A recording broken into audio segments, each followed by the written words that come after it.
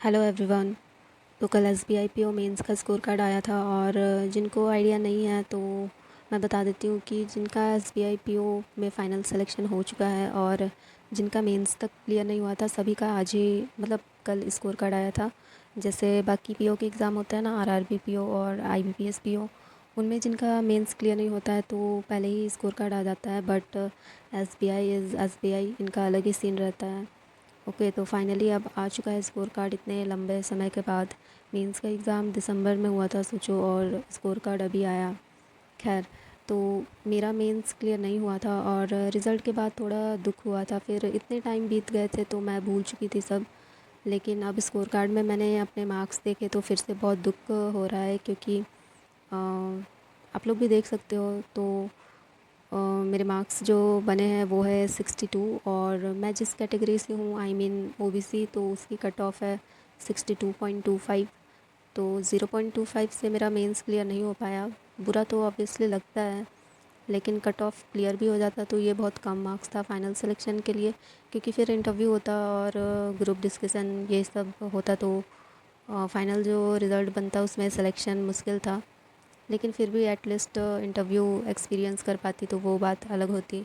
और मैंने मेंस में क्या गलती करी थी पता है? वैसे इसमें तो सेक्शनल मार्क्स नहीं है, वरना आप लोगों को सेक्शनल मार्क्स देखकर समझ में आ जाता गलती, पर कोई नहीं, मैं बता देती हूँ।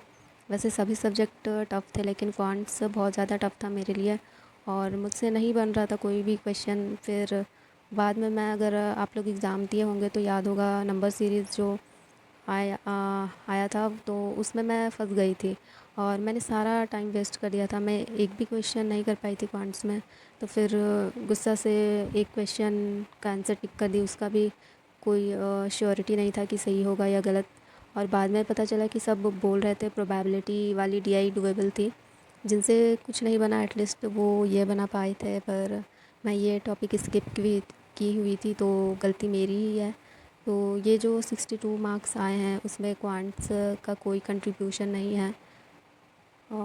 तो अगर कुछ क्वेश्चन बना लेती क्वांट्स में तो सही रहता।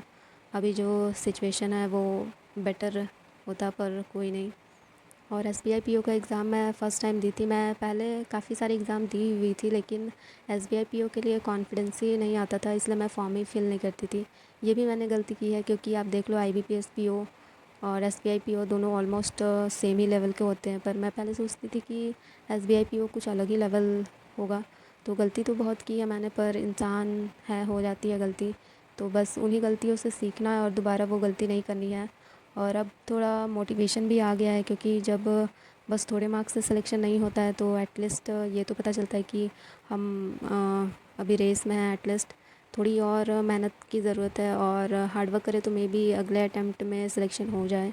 तो बस यही सब था, आप लोगों से शेयर करना था मार्क्स। और आप लोग भी बताना आप लोगों के मार्क्स कितने आए, कमेंट करना।